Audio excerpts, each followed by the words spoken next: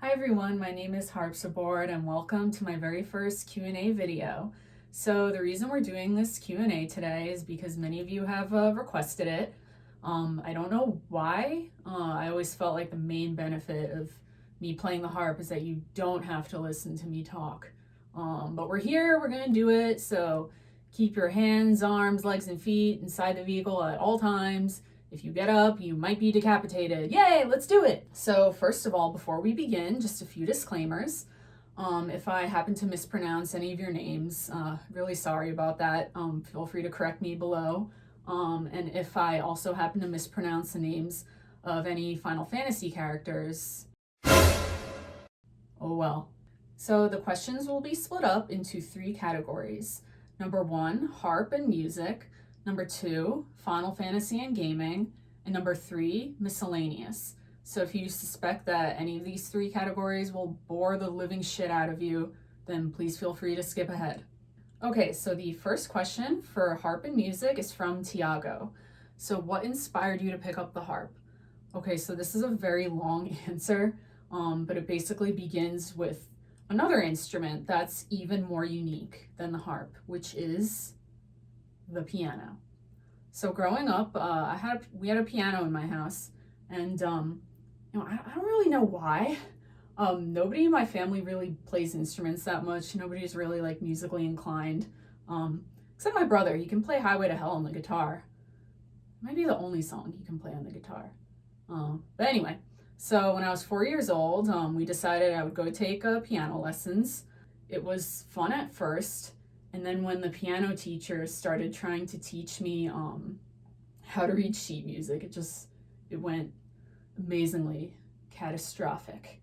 I could play by ear for as long as I could remember, and I don't know, I didn't really understand the point of sheet music when I was a kid. I just felt like they were putting this like weird cryptic like extraterrestrial graph in front of me. It's just like nonsensical. I was like, why are you doing this? Like, just play the song and I'll imitate you. This is completely unnecessary. But I'm not sure how well I was able to articulate myself as a 4-year-old. I'm sure I just had like tantrums. So I don't know, my teacher just was like, and she had a TV with a Nintendo right next to the piano, which, looking back on that, I don't know how strategic that was on her part, but I would just go over to my lessons and I would just be playing Mario the whole time. So eventually when my mom figured out what was going on, she was like, all right, no more lessons, waste of money. So anyway, that was that. I was done with music lessons. So fast forward a few years later, well, more than a few, I was in middle school and I discovered Final Fantasy. And I remembered the moment that I decided that I wanted to play the piano again. It was Final Fantasy IX, Disc 2. You go from Clara into the Red Rose.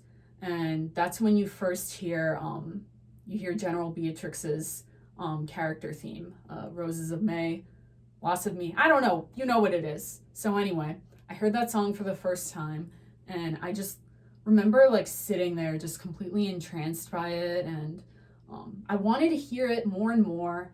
And you couldn't really hear video game songs anywhere back then except in the game. Like there's no YouTube or Spotify. You couldn't like really buy CDs from Japan.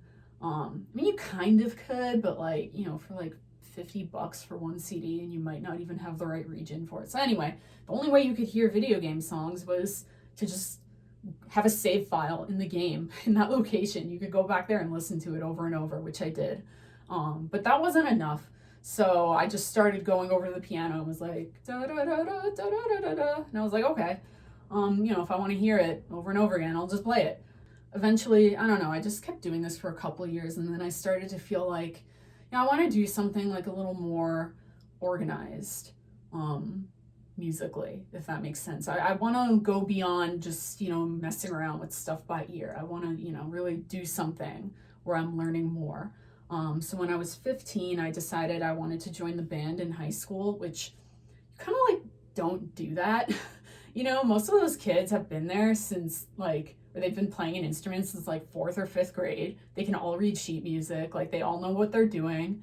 And, me and my mom, we met with the band director the summer before, and before the school year started, and he was like, okay, what can you do? And I was like, well, you can play piano by ear, and I don't have experience on any other instruments. And he was like, okay, percussion. So I ended up going to the percussion section, obviously. So to prepare, I signed up for summer music classes. My mom and I were looking through the brochure, and I think they had a deal where if you signed up for a second instrument, you could like do it like 50% off or something. I don't know. I feel like there was some kind of deal, but anyway, in the brochure, we saw new harp program. I was like, what the fuck is that? Like, that looks weird. Let's do that too. Like, why not? You know, like, I don't know what the hell I'm doing with percussion. I don't know what I'm doing with the harp either. So let's just do that. And I just ended up really loving it. It was taught by this lovely woman, and there were 3 other girls there with me, and we like formed our little ensemble. And I loved it so much that I ended up continuing to take private lessons with her for 3 years. That's how I picked up the harp. I know it's a very long, uninspiring story, but I guess what you could get from that story is I ended up playing the harp because of Final Fantasy. If I had never heard Roses of May, I don't know if I would have gone back to the piano and then gone to percussion and then gone to harp. So there you go. So that's the story. Woo! Okay, next.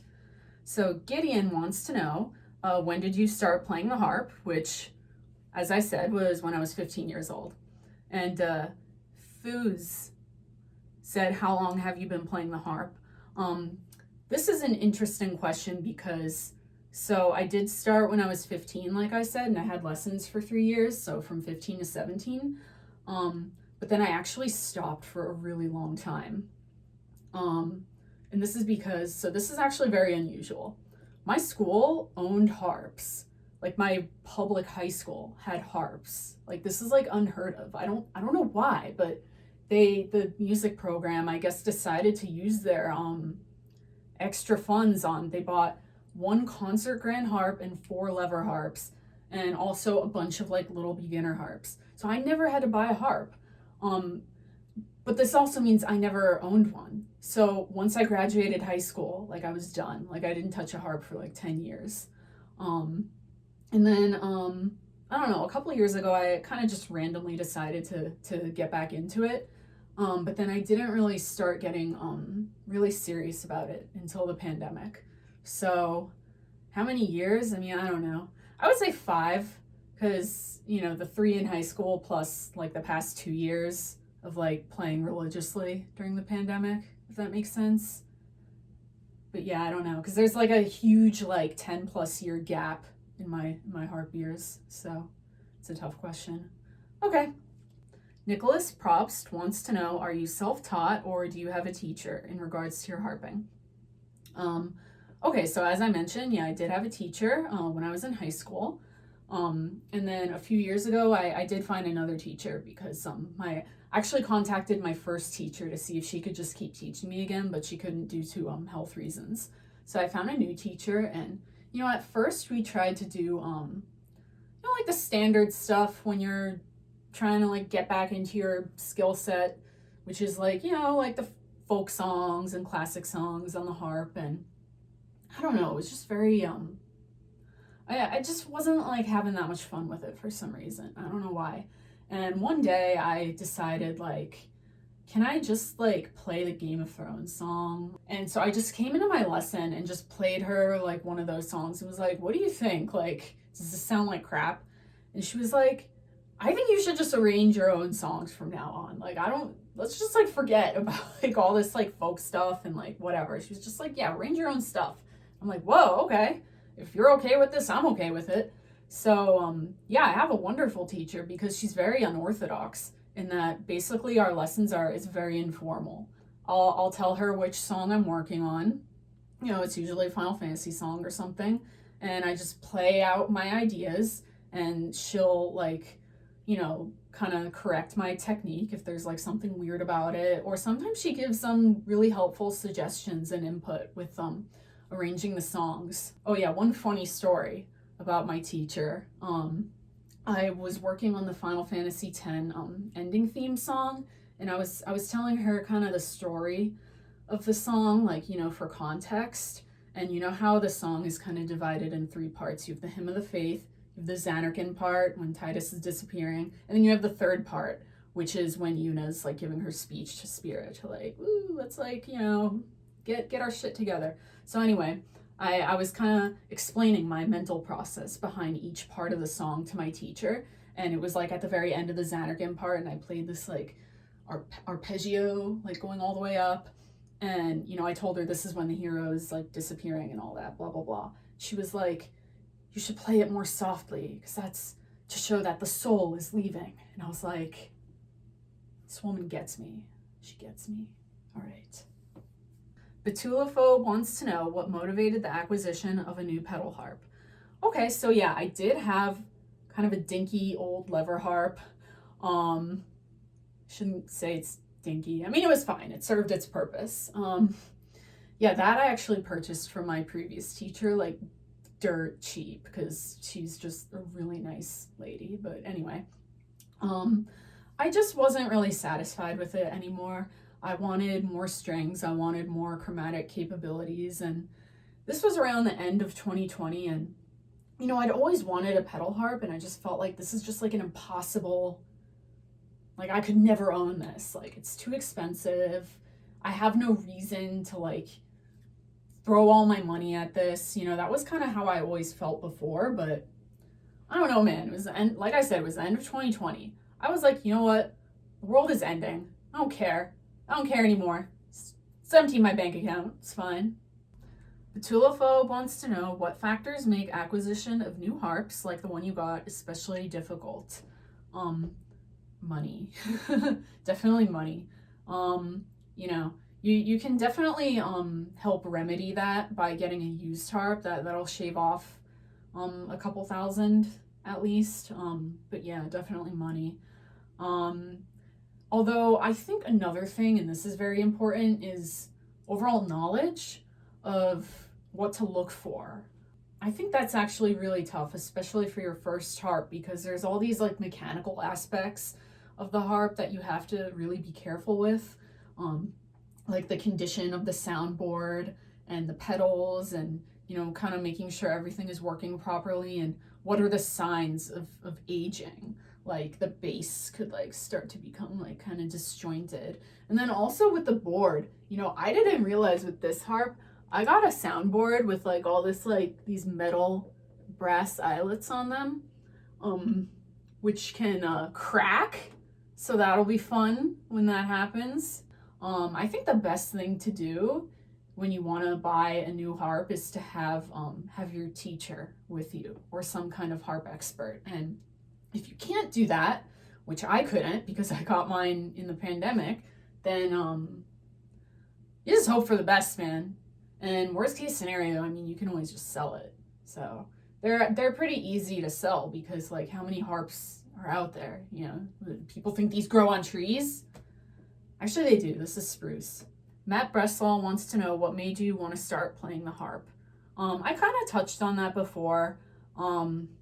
Yeah, I think Final Fantasy. I think we can say that. Okay, another question from Matt.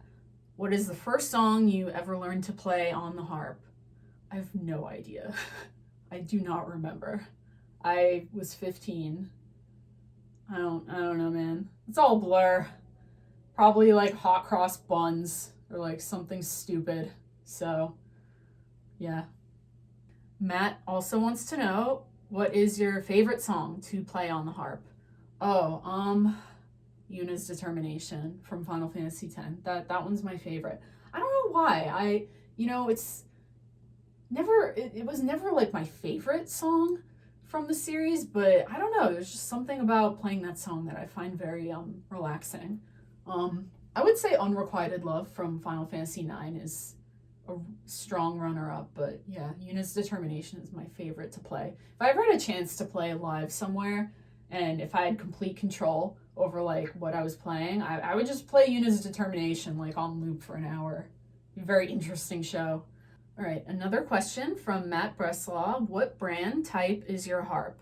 So this is a semi-grand harp, which means instead of 47, it has 46 strings. The typical concert grand harp will have 47. And it doesn't sound like a big difference. It's only one string less, but it is substantially smaller. Has a smaller soundboard, smaller column, all that. And this model is kind of considered ideal for gigging harpists or petite harpists or poor harpists because it costs less than a concert grand. So I was the poor harpist, you could say. But yeah, it's funny that you ask because, you can tell, actually, it's quite obvious to a harpist anyway, that this is semi-grand because most, grands will have a red string here for the C all the way at the bottom. And because there's no red here, any harpist can instantly tell just from looking that this is a semi-grand and that it's an 85E. You can tell from the shape of the column. So, yep. UR Xylus wants to know, what is your favorite harp piece in general, not necessarily in video games, to listen to or to play? To listen to, they're have boring names.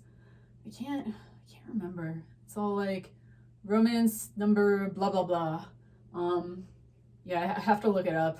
So I'll put links in the description below with my favorite harp pieces. Sorry, I can't remember the names of them, which is a little, embarrassing, but whatever. I know them when I hear them. Tyler Meyer wants to know, favorite composer for harp, classical or otherwise. Yeah, I would go with Hasselmann's. I like a lot of Hasselmann's songs. I'll put a link below to some of the songs so you can get an idea. But yeah, I would say a lot of the iconic romantic harp pieces would be by him, from what I know. Nubs wants to know, have you ever heard of or played a Welsh or triple harp? I'm Welsh myself, and I know it's a thing, but never really heard it played. It's got 3 rows of strings. What is that? I've heard of a double-strung harp. Wait, what is this? Let's look this up. Triple string.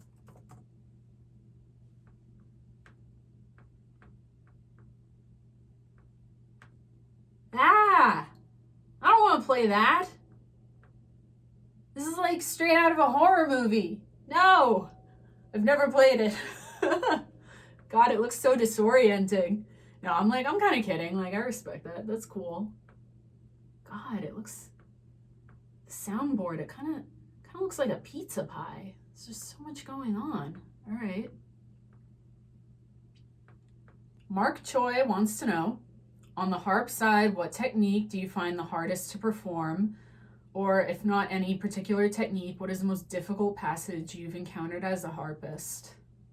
Probably my own arrangement of Tower of the Magi. God, song. Why do I do this to myself? Yeah, I would go with that song. Probably just the melody of going that was a great recreation. I could try doing it here right now, but I would probably humiliate myself. All right, question from PK Rockin'. How long does it take to learn a VGM tune? What's the hardest one you've ever learned? How long does it take? That can really, it can really depend on the difficulty level. And the song itself. The song itself is relatively simple, like Chrono Trigger, Peaceful Days. That one took me 3 or 4 days, maybe. That one was pretty fast. It was pretty simple, that arrangement. But then Fisherman's Horizon from Final Fantasy VIII took me several weeks, I think. Yeah, because there were just a lot of pedal changes, for the chromatic changes, and I just had to get the adequate muscle memory for that. So that one took a few weeks, I would say. Yeah. Okay, question from Caitlin Ayala. Hi, Caitlin. What's your non-favorite video game music to play on the harp? Nothing. Haven't learned a formal... I don't even know. I haven't learned anything on the harp that isn't video game music in years. I don't know, man. This is an honest answer. Nothing. I have like sheet music lying around of like a couple of like Salzedo and Hasselman's pieces that is just like there, just like collecting dust. We'll get to it someday. Any day. Okay, question from Tyler Meyer. Do you improvise at all? No, I cannot do that. Okay, question from Jesse's Auditorium. Hi, Jesse. Do you have original music? As much as I love your covers, I'd really like to check out pieces that you create. No. Sorry. I have not composed anything since high school. I don't know. I just like don't feel like it. Okay, a question from Matthew Hill. Your recent collaborations have been amazing. Really? Did you hear the one with the unknown pseudo artist? Okay. Which instrument would you like to play along with next? I would love flute or oboe. If any of you guys out there are flute or oboe players, that with the harp is like perfection. Like that would be great. Okay, another question from Matthew Hill. As a complete pivot, which song would you like to perform with a harp and accordion matchup? Nothing. Question from MM. Would you ever consider doing a future cover from the original Pokemon Red, Blue, and Yellow games? I think the Pallet Town theme or Route 1 would sound great, in particular on the harp. I'll admit I'm not a Pokemon fan. I don't know what happened. I don't know what I was doing around, what was it, like 1999 when the Pokemon boom happened. Like, I just never got into Pokemon. I don't know what it is. I mean, if I listen to the songs and I'm really inspired by it, it's something that I'm open to considering. Although I did do a collaboration with Bad Hairline Productions. That was a Pokemon song. I'm not sure if it's from any of the games that you mentioned, but I'll link it below, and you can take a look. That would be the one Pokemon thing I've done, I guess. Question from Richard Patrick Davey. Ever done Roses and Wine from Final Fantasy VIII? If not, do you think it would be a good fit for a harp arrangement? That's a really good idea. I've been meaning to try that one out. I think that would sound nice on the harp. So yeah, I'm open to it. Although I will admit, I was today years old when I realized that Roses and Wine is just like kind of a pared down version of Eyes on Me. It's like all the same chord progressions. It's really weird. I never realized that. But yeah, this is a beautiful song. Even though, Laguna couldn't seal the deal. And no, Squall and Renoa are not siblings, all right? So let's move on from that subject. Seb Thace wants to know, is the Daggereo's secret library theme in your to-do list? For those who don't know, this is the song from Final Fantasy IX. It isn't, but you never know, it could be. I only say it isn't just because it is kind of similar to Dolly, and I want to do Dolly more. But I don't know, I could give it a try. I mean, you never know. Sometimes, you don't intend on doing certain songs, and then one day at, 1 a.m. you sit down and you're like, whoa. Benjamin T wants to know, have you tried to play the Final Fantasy Brave Exvius OST? The what? Am I a bad Final Fantasy fan for like not knowing what that is? Wait, Brave. I've seen it around. What is that? Brave.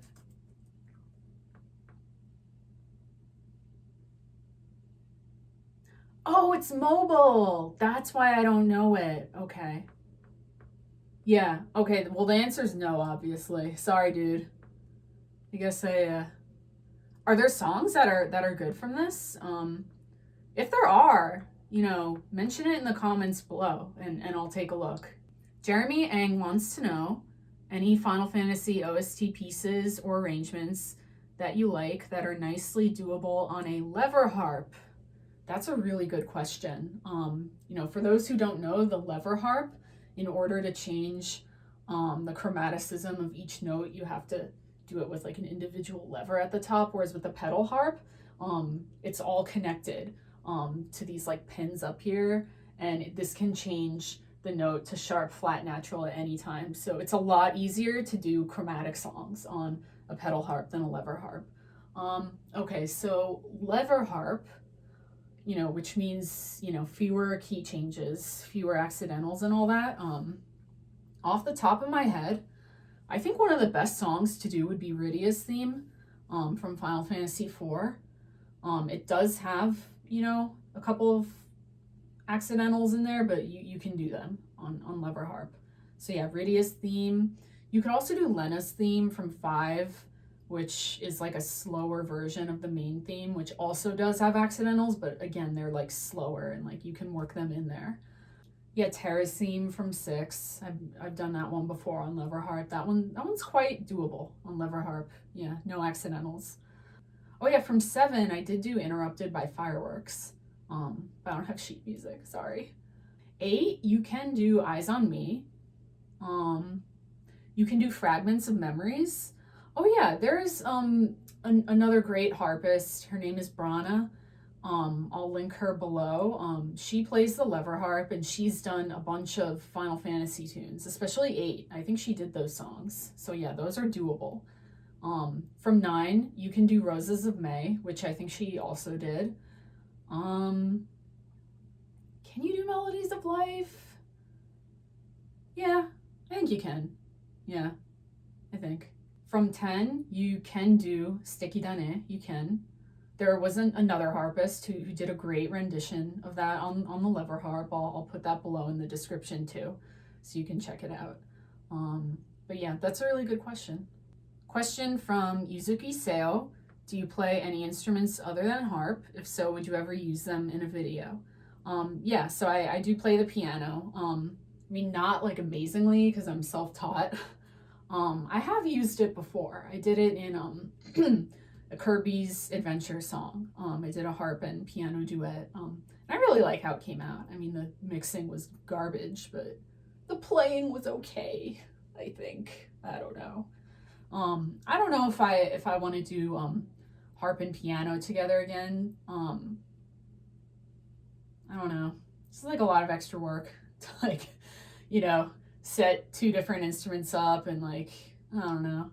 I think I liked how the harp duet came out with the Final Fantasy XI one. I think if I was gonna do a duet again with myself, I would rather do 2 harps than a harp and piano. It's just like, yeah, less work. GUI060804. I feel like there was a shorter way for me to say your username, sorry. What is one song that you would never do on a harp? Can be for whatever reason. Don't like the style, the game, the song itself. Celis's theme. I'm never doing Celis's theme. And I feel bad because people have asked me to do it a lot because it does sound pretty in the game. And like, I think there's harp in it in the original track, but there's so many key changes. It would be like insanity. You're in like, A major, and then all of a sudden, like all these flats, and then all of a sudden all these sharps, and then all these flats, and then all these sharps. It's just like, ugh, that intro. I never want to do that. It might be possible, but I don't feel like it, so oh well. Question from Mario_77. Do you have a favorite singer? Not really. I have too many favorites, that's the problem. I can't really quite name one. I actually do like Halsey a lot. I'll go ahead and admit that. I really like her voice. I like that it's like kind of raspy. I don't know. I like people with unique voices where like when you hear them, you immediately know it's them. Okay, another question from Mario_77. Do you do other music than the Final Fantasy genre? If so, may I request a song? Yeah, I mean, I'll do stuff from other video games. Like, I have a huge soft spot for Kirby's Adventure, the Donkey Kong Country series. I love Chrono Trigger. Yeah, I mean, I'll do some other video game stuff. I mean, in terms of requesting a song, I mean, there's no guarantees that I'll like ever get around to it, if I'm being honest. Yeah, because I do this all in my spare time. So, I mean, yeah, go by all means request one. Like I'm open to it. I'll listen to it. And I do listen to the suggestions in the comments section. And I mean, every so often I'll get a song that really inspires me and then I decide to do it. But yeah, I can't guarantee anything. So, yeah. All right, so we've gotten to the last question of the harp music section. This is from Einzelhers. If you love the harp so much, why don't you marry it?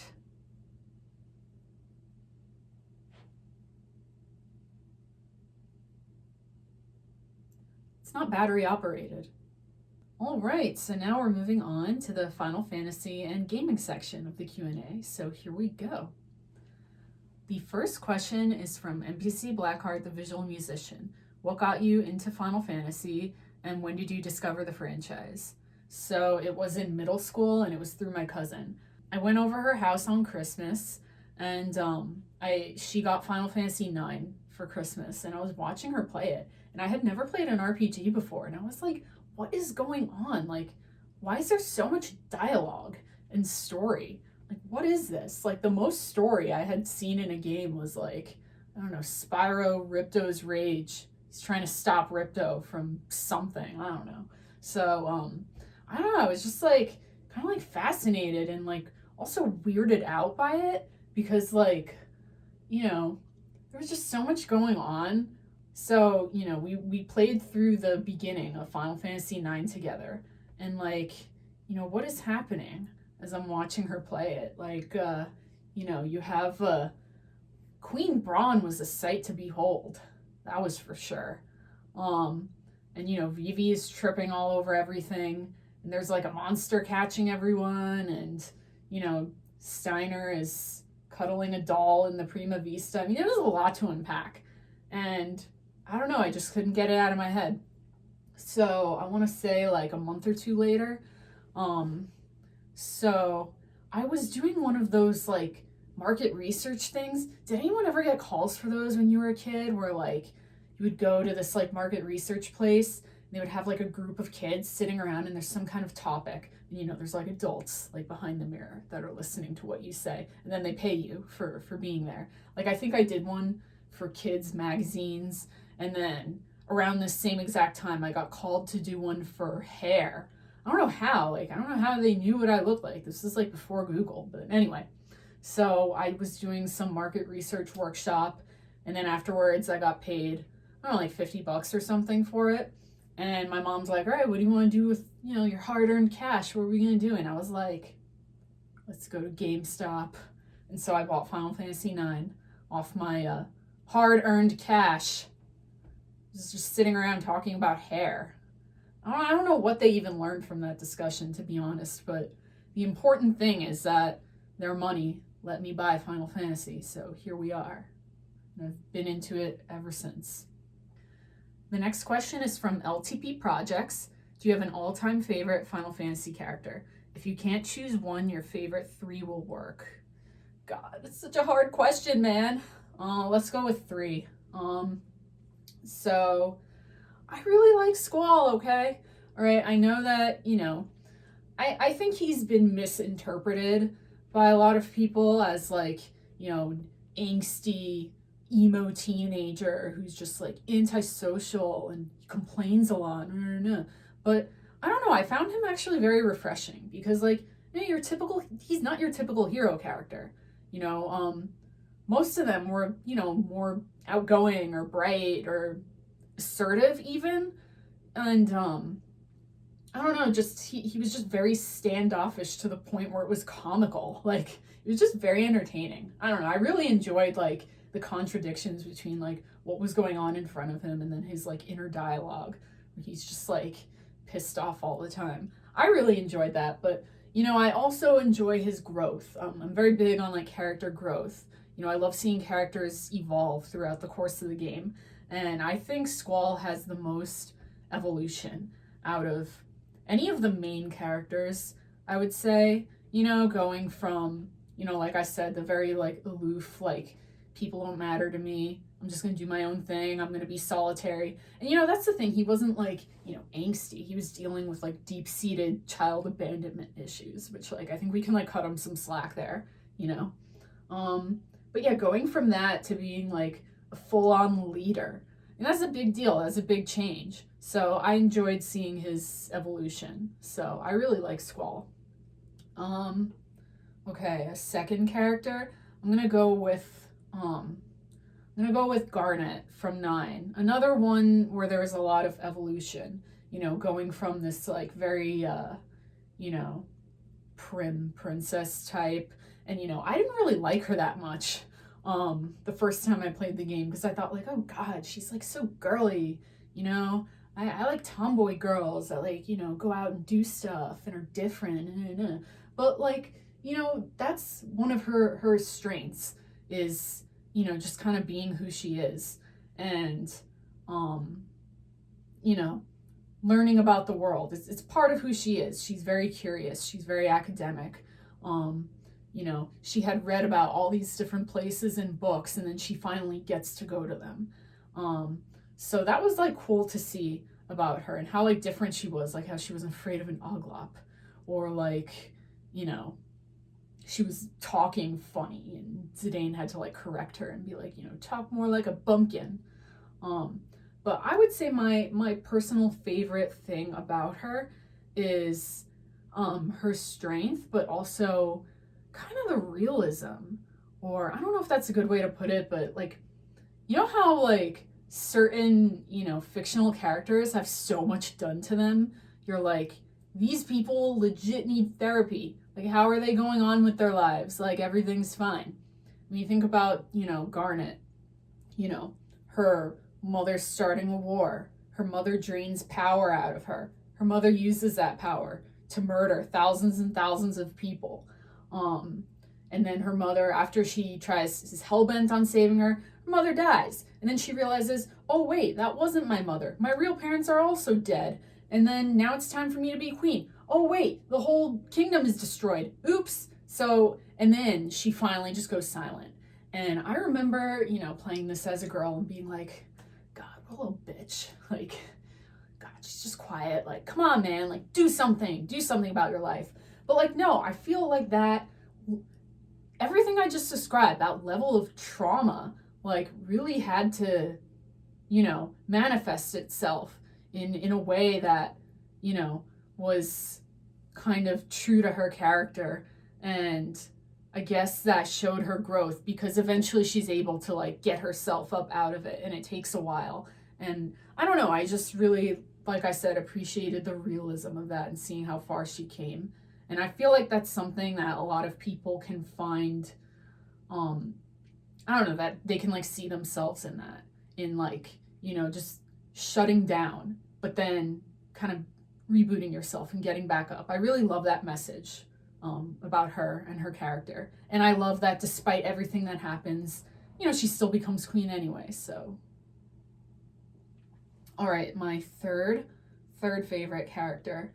God, I know it's lame to like pick another one from 9, but I'm gonna go with Zidane, because I really enjoy how like, I don't want to say pure, but not pure or simple, but he's just very like happy-go-lucky. He's just very like go with the flow. He doesn't plan things. You know, he's just kind of like, oh, I'll end up where I end up. He kind of reminds me a lot of Jack in Titanic. He's like, I just got like my, you know, my clean sheets and the air in my lungs and I'll go wherever I go. I feel like with Zidane, it's like, yeah, I just got my dagger, I got my steel ability, I'll just go wherever I go. You know, I like that. I think that's very different with a video game character. You know, they're usually very like, you know, calculating. Like they're trying to like do something complicated. And he's not. He's just like there for the ride. He's like, at first, all he wants to do is save Dagger or Garnet. That's basically it. Like, and then that's how he ends up going on this whole journey where he realizes, oh fuck, I'm supposed to destroy the world. Oh fuck. But yeah, I really enjoyed his character. And even though I do say that I enjoy that evolution, I actually kind of like that he stays the same, you know? I mean, like, he does have his meltdown, you know, with the you're not alone part. He does have that moment, but, like, overall, he's kind of just, he is who he is, and that's it, you know? I like that steadiness about him, so I enjoy that. So those are my top 3. Okay, next question is from Daga, 19K. Who's your favorite Final Fantasy heroine and why? Well, I already said that Garnet was one of my favorite characters, so I feel like I should pick another heroine, even though she is my favorite one. Man, I don't know. I do like Yuna a lot from 10. I like that she basically transitions from, being very, I don't want to say soft-spoken, but like, you know, following the stipulations of Yevon and following her father's footsteps. And you kind of get the sense in the beginning that she's just doing something that is predetermined for her, that she's doing something that she feels she should do. That's a very it's a very complicated feeling to have when you're embarking on something difficult, is doing it only because you should. It's anyway. I just I love how she goes from that to basically telling Unalesca to go fuck herself. When she's like, yeah, I'm not doing this for false hope. I feel like she really comes to realize that no, I'm not doing this just because my father did it, and no, I don't have to follow your rules. I have my end goal, and my end goal is what it is. I'm going to get rid of sin, and I'm going to do it the way I want to do it. So I like that transition. So I do like Yuna. I think she's kind of like deceptively quiet, if that makes sense. But she's kind of figuring out what her next move is. So I like Yuna. All right. Gideon wants to know, why is Final Fantasy IX the best one? I mean, I'm guessing from that phrasing you already know. I'll try to make this as brief as possible, but basically I think 9 has kind of the overall best when you look at it big picture. Like, there are certain games where certain aspects are really strong and others are really weak. Like, let's look at 8. The story of 8 is a little wonky, but the gameplay is solid. I know junctioning is like a little, is a little controversial, but like triple triad and like the side quests, like this gameplay is really solid. But yeah, when people criticize the story, I'm like, all right, yeah, you have a point. But 9, the story, the gameplay, like Chocobo hot and cold. Do I need to say any more? The characters, every character has growth.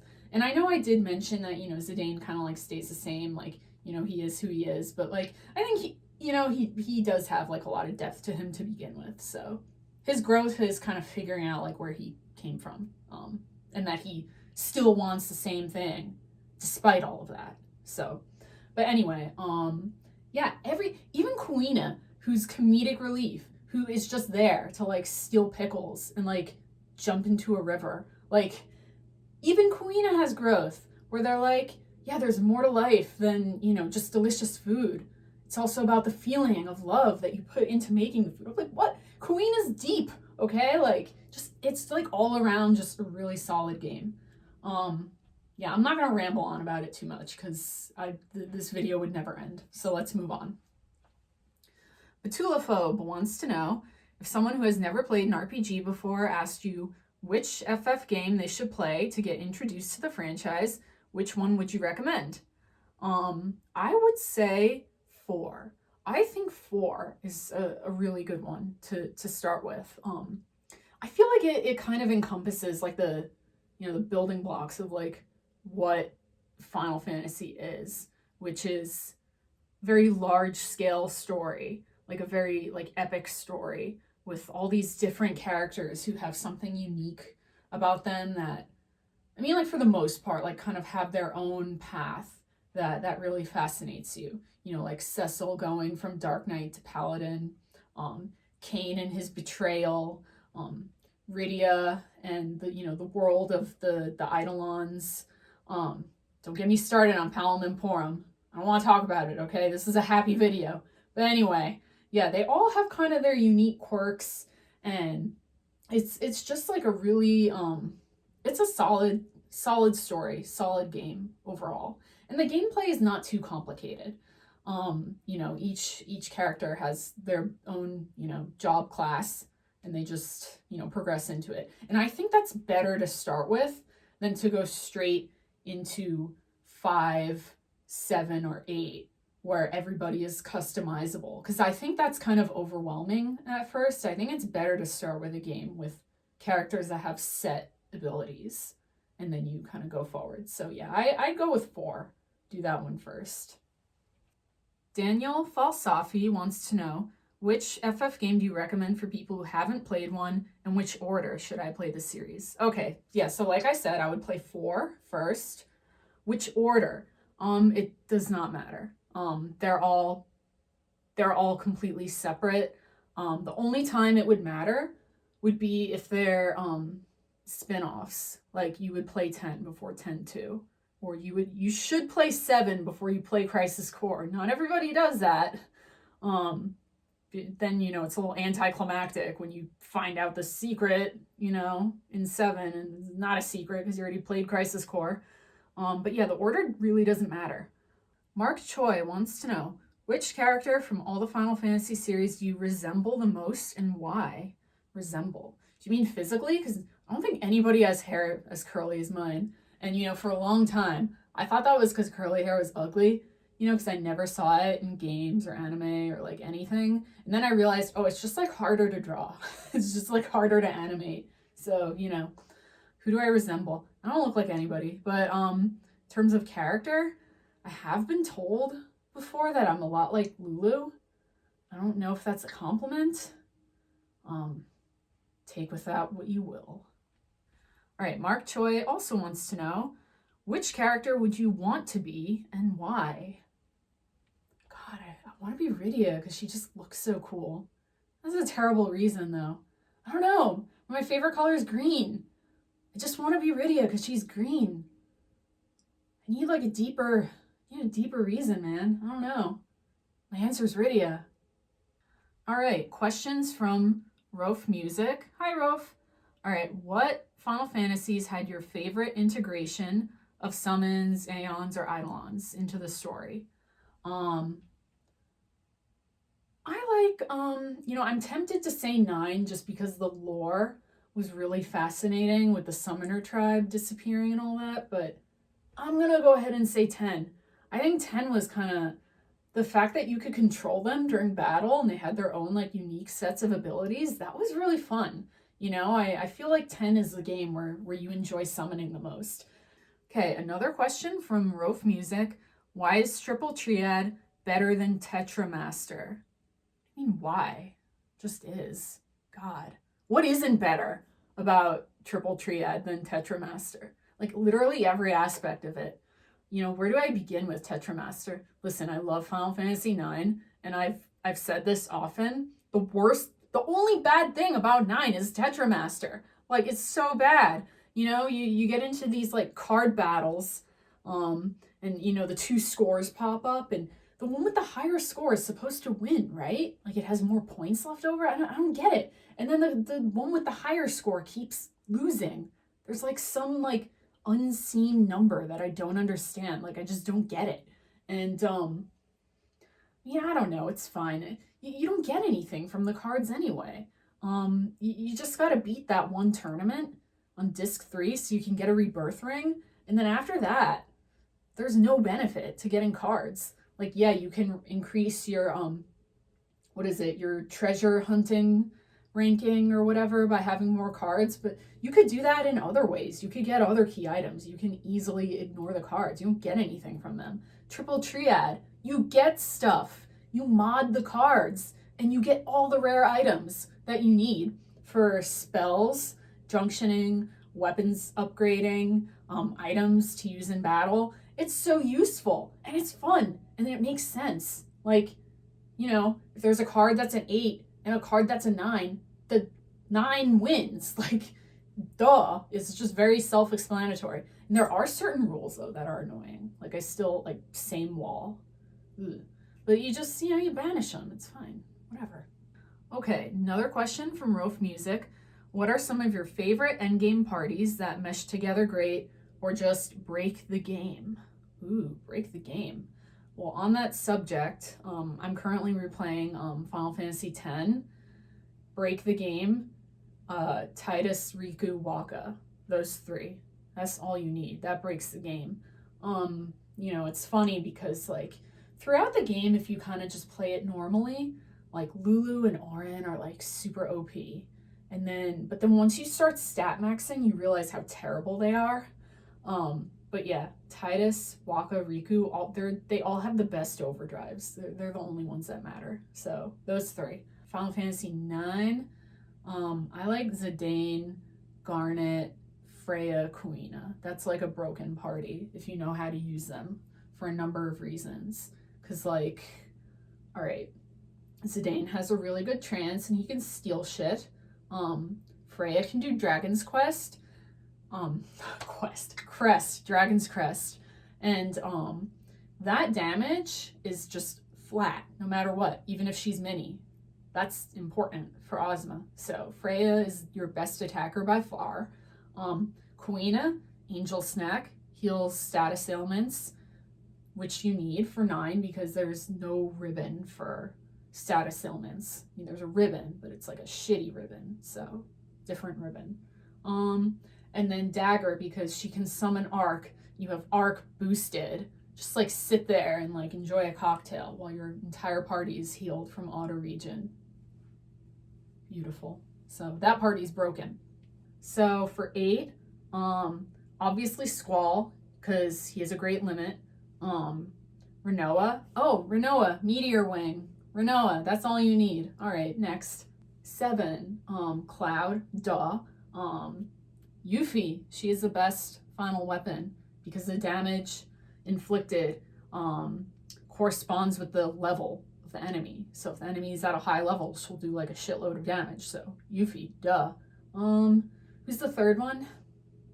Yes, Barret. Yeah, Barret. You put a lot of materia, I think, with high points or whatever. I can't remember. He's pretty good. 6. I don't care as long as Mog is there. I love Mog. He's my favorite character from 6. I love Gao too. Yo, Gao's broken. Learn how to use Gao, okay? Like, he will fuck shit up.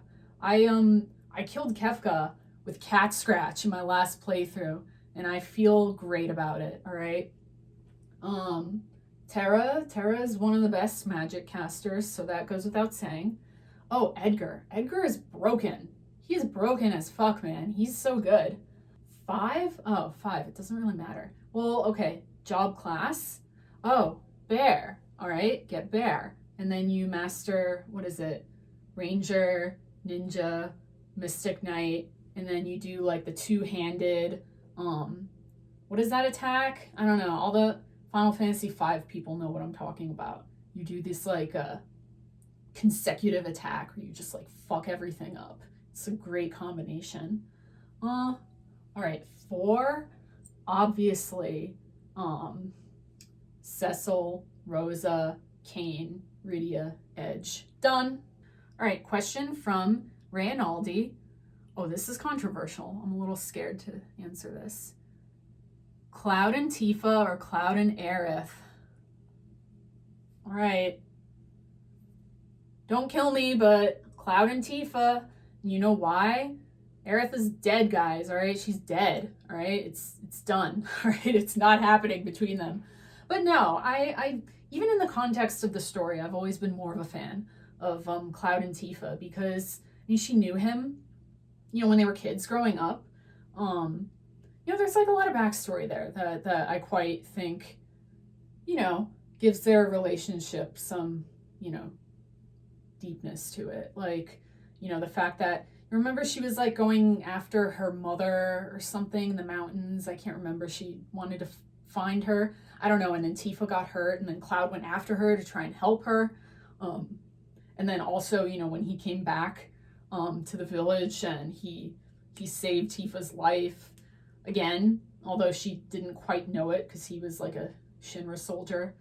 And then also their journey into the life stream together, how she like guides him to like remembering who he was again. I don't know, I just feel like there's a lot of meat there, with the two of them.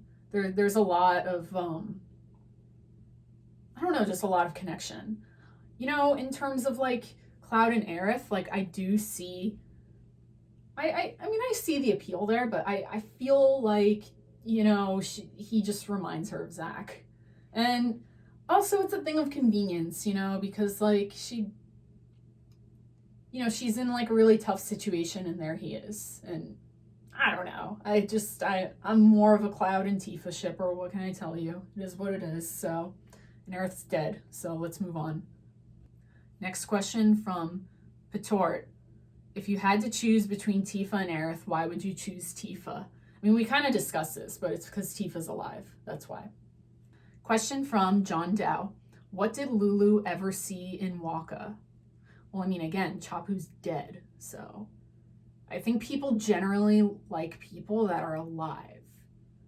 Well, no, okay. So to answer that seriously, I mean, again, Waka does have a lot of growth, all right? He starts off as like kind of a shithead, you know, very anti-Al-Bhed, very like super Yevonite, like not really thinking outside the box at all.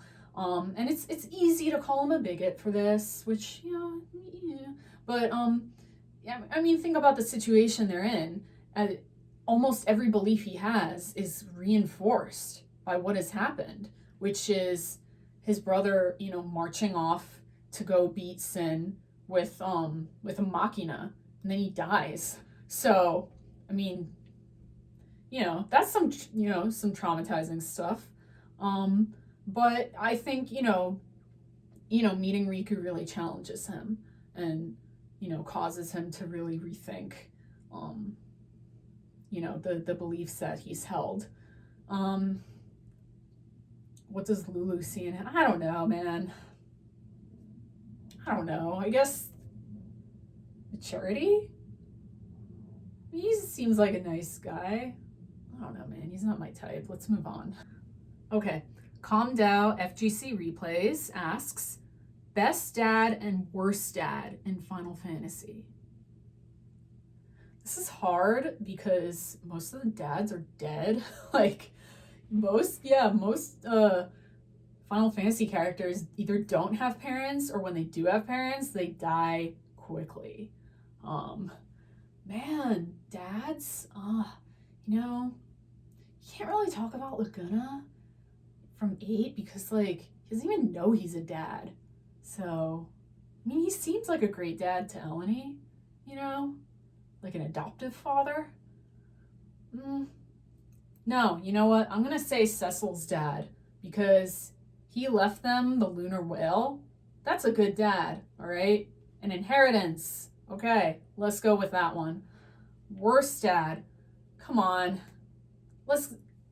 Jecht is a real shithead. Like, let's get real about it.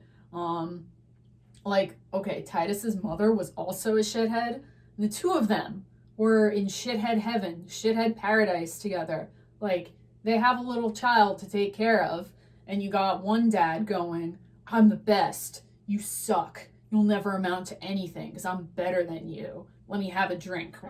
So that's one dad. And then the mother is like, oh, I'm in love with you.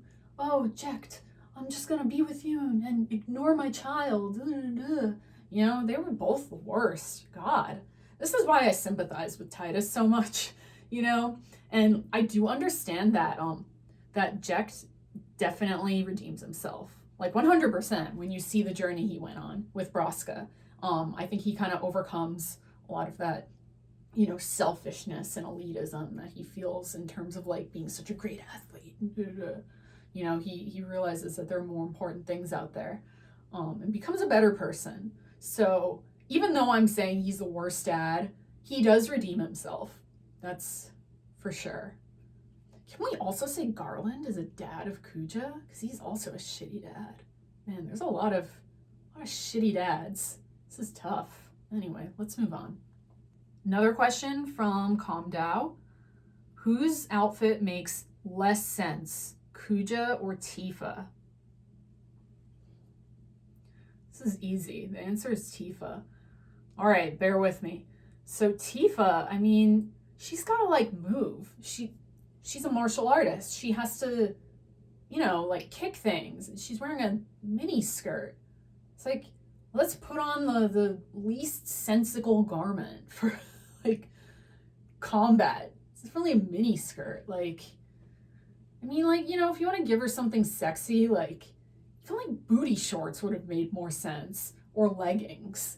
Like a mini skirt, like, it's definitely Tifa. It doesn't make any sense. But look, if it looks cool, whatever. All right, that's what matters at the end of the day. Kuja, his outfit actually makes sense. Sorry.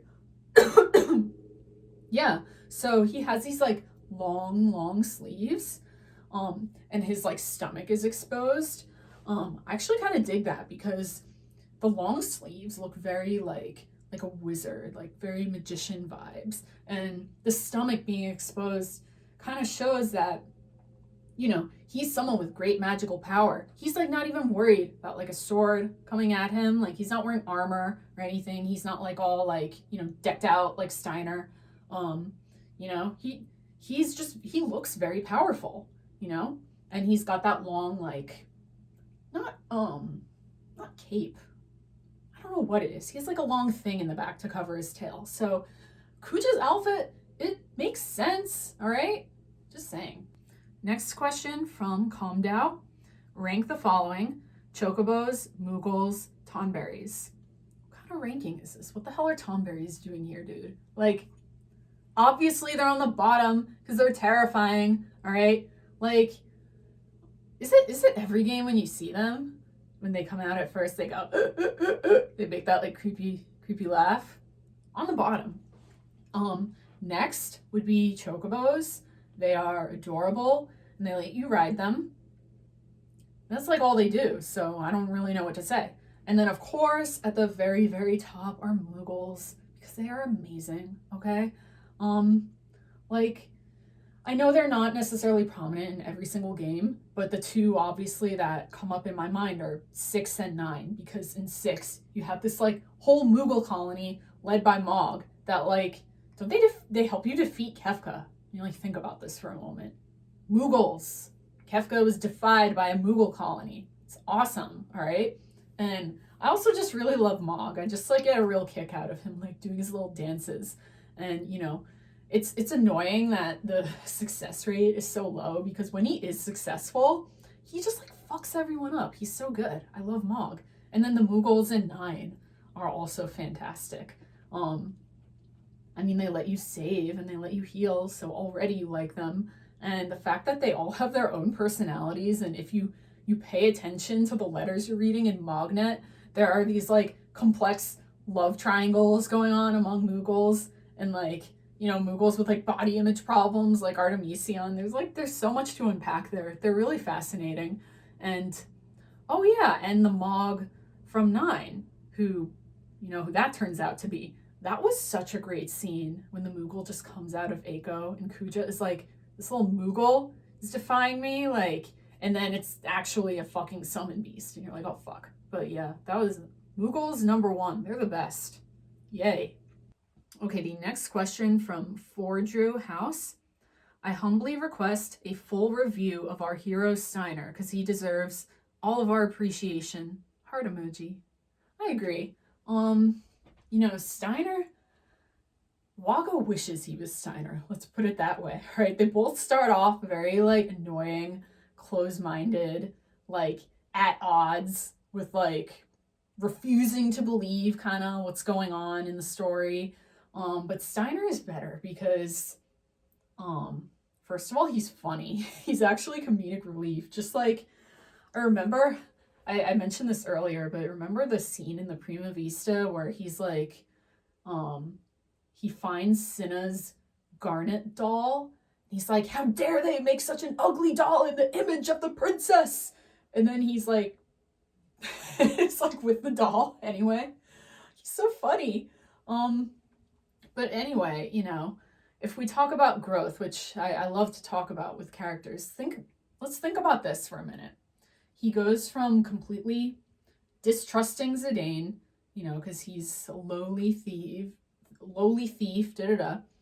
and on the cargo ship, remember he's like having an inner monologue where he's like, you know what, when we get back to Alexandria, I shall petition for a lifetime sentence for Zidane instead of execution. That would be most noble. He's like, yeah, I'm so nice. You know, I'm so open-minded that I'm just gonna let him like be imprisoned for life instead of like get executed. And then flash forward to disc 4, the very end, he's like, I will follow you to kingdom come. Like, whoa, dude, he comes a long way. He's really great. And, you know, I think the thing about Steiner is that it's easy to kind of write him off as simply just, you know, closed-minded and ignorant and, you know, very like kind of condescending, you know, towards other people. But when you think about it, he's in the castle and his main job is to protect the queen. And then he somehow ends up in a group of people who want to defy the queen. So that's, you know, that's a big turn, you know, and also hearing about, you know, all these like potential atrocities that Queen Braun has committed. And how, you know, he starts off in disc 1 and like kind of the beginning of disc 2, just being in like complete denial. She's not doing any of this. She's not making weapons. She's not attacking, you know, completely unprovoked, starting war. She's not doing any of that. Like, she's my queen. I believe in her. And I think this is something that really speaks to people who trust and believe in their leaders, you know. And I think it's easy for us to say, like, oh, this is such like a character flaw and he's so naive.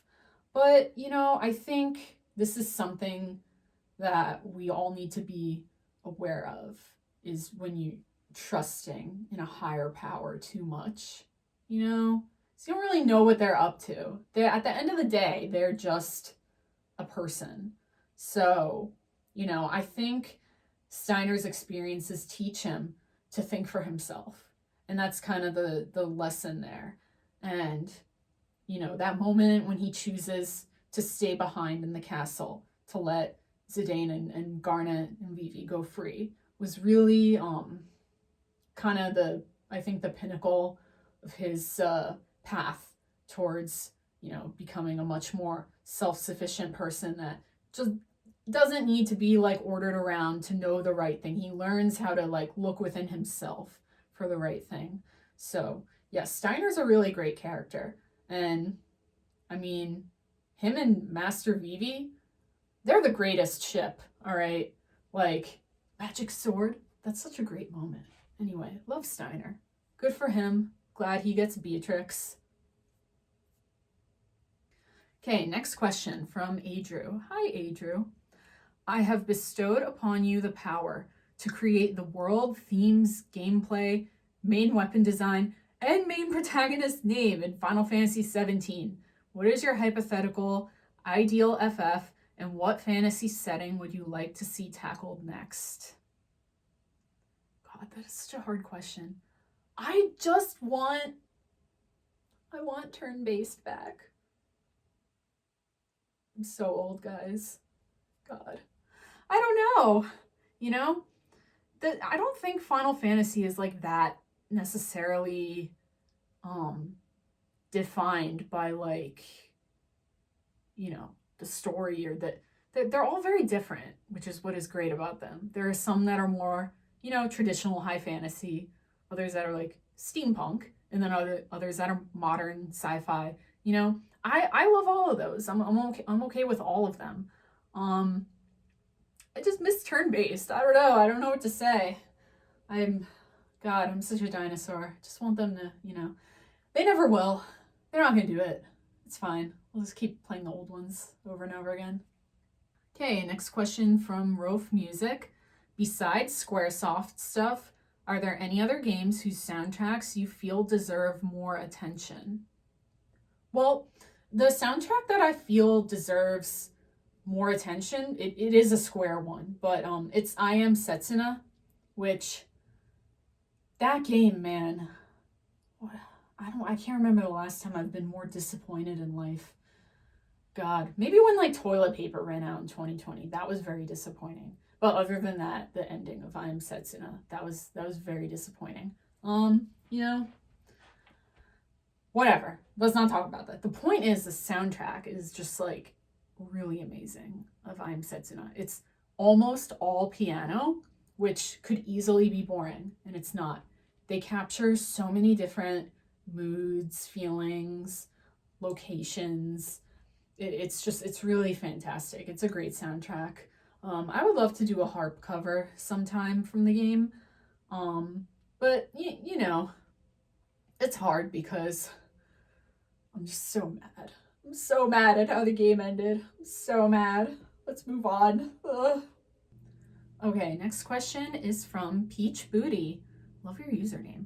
What other games do you enjoy? Anything current or new? Other games. So for new, I love Chocobo GP. I have been posting about it a lot. I don't know, that game it got off to a really rocky start. It's gotten a lot of, in my opinion, unnecessary flack for microtransactions, which I thought were pretty minimal.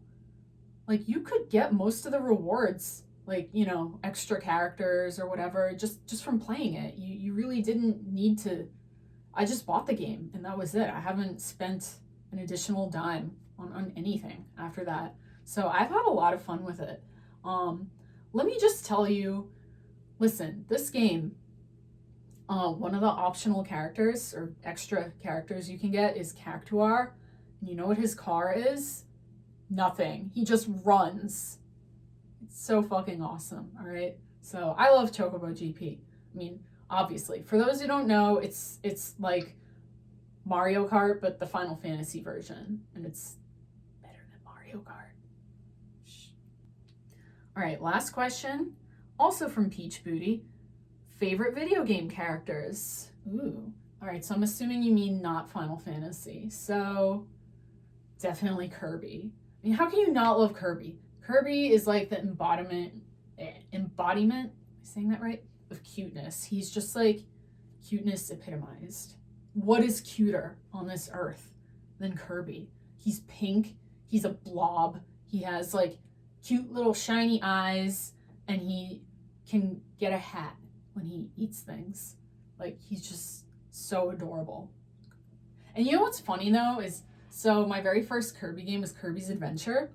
Yo, he like fucks shit up. Like, Kirby does nothing but cause trouble in that game. Like, all the villains that you defeat, like, they're all like just like DDD's minions who are like trying to help him. And basically DDD is trying to protect the world by hiding the Star Rod from like that whatever scary nightmare dude. And Kirby's like, no, give me the Star Rod back. And you beat up DDD and you get the Star Rod. And then there comes the nightmare. So Kirby, what were you doing? Who did you hurt on your way to? Well, anyway, so he's my favorite character. I don't know where that really went off on a tangent. Honorable mention though to like a couple of, I love the women of Mortal Kombat. I just like, yeah, I don't know. There's just like something about them. Like, I love Sindel. I just love the concept of like her fatality is killing someone just by screaming at them, and she has long hair. Like, I empathize with that. All right, we have now made it to the miscellaneous section, so here we go. Okay, first question is, again, from Peach Booty. Any other big hobbies or interests outside of music and video games?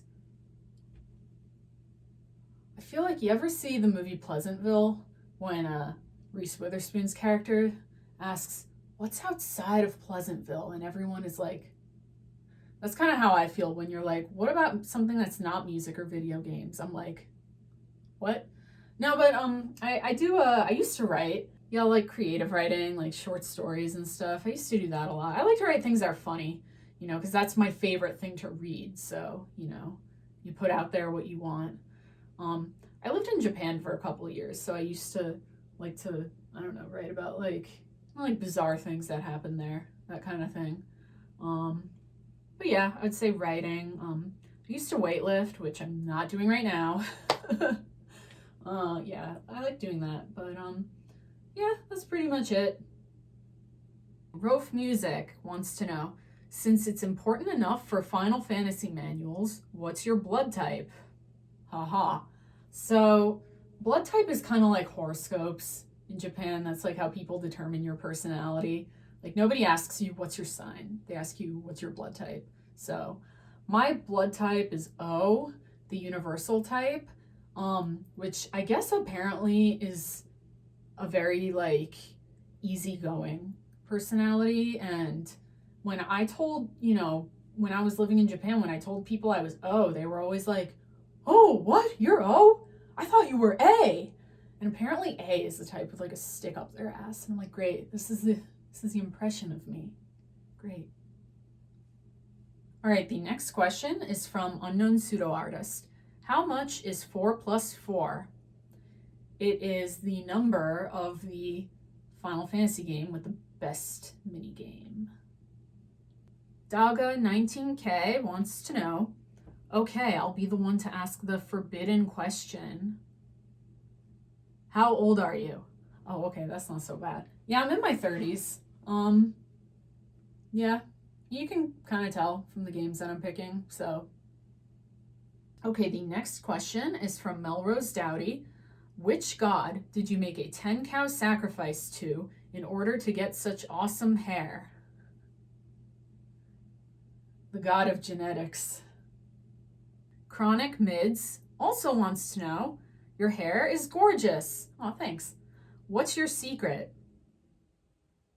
Well, the thing is, so my dad has curly hair and my mom has curly hair.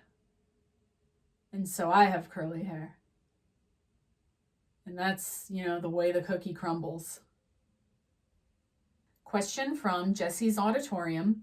Bonus random question. What's your favorite internal organ? Ooh. I want to say spleen, just because it's so much fun to say. Like spleen, spleen, spleen, spleen. I just want to keep saying it. Spleen. But, no. I'm going to answer honestly. It's the appendix. I love it because it's useless and just causes so much trouble, which is, I can really empathize with that. I actually had my appendix removed. It was a whole thing. And I'll never forget when the surgeon came to me to finally tell me that they were removing my appendix. Because let me tell you, it took them like 10 hours to diagnose me, all right? It takes a lot longer when you have, ovaries to figure out, oh no, it's actually the appendix. But anyway, the surgeon came up to me and he was like, basically, there's a party in your appendix and you're not invited. Okay, question from Rof Music. Tell us about your Yorkie. Oh, the Bailey Boo. Let me go get him.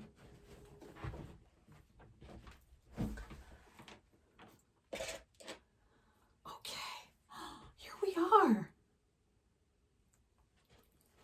So this is Bailey, my little Yorkie Boo. And basically, he's my first dog ever. I met him at a pet adoption event. And he was a 6-month-old puppy, And it was this like really fun outdoor event with like music and like all these people and like all these puppies, like just like basking in attention. And they were all so happy except him. He was like, get me the hell out of here. He looked terrified. And, I went up to him and the people working there who were in charge of the pet organization, they were like, oh yeah, he's just scared. Don't worry about him. And I was like, aw. And, when I knelt next to him, he put his paw on my leg. And at that moment, they were like, okay, that's your dog. And he's been mine ever since, because I was the only person that he approached, if you can believe it. So this is my little Yorkie Boo. This is the Bailey Boo. He's the cutest boy in the world. Ew. Obey my dog. Let's give you some duck treats. Yeah, this is his favorite thing ever that you're about to witness. Duck. Dead duck. Yes, we love the dead duck. Yeah. Yeah, that's yummy. Yeah, dead animals. Yeah. Yes. We're going to reward you for your appearance today in this video. Yes. This video was sponsored by Bailey and Dead Duck. How would you guys react if instead of the actual Q&A, I just like had 1 hour of just me feeding my dog Duck? No, I'm just kidding. I'd never do that. I can't feed him for an hour. It's too much food. I could like loop it. Yeah, it's a great idea. Content. All right. Say bye to everyone. Bye, everyone. Thank you for watching. This is the cutest boy in the world. Mwah. All right, I'm done torturing you. Good boy. All right, we have finally arrived at the very last question. So this is exciting. Okay, so this is from Matt Breslaw. Would you rather fight 10 duck-sized horses or 1 horse-sized duck?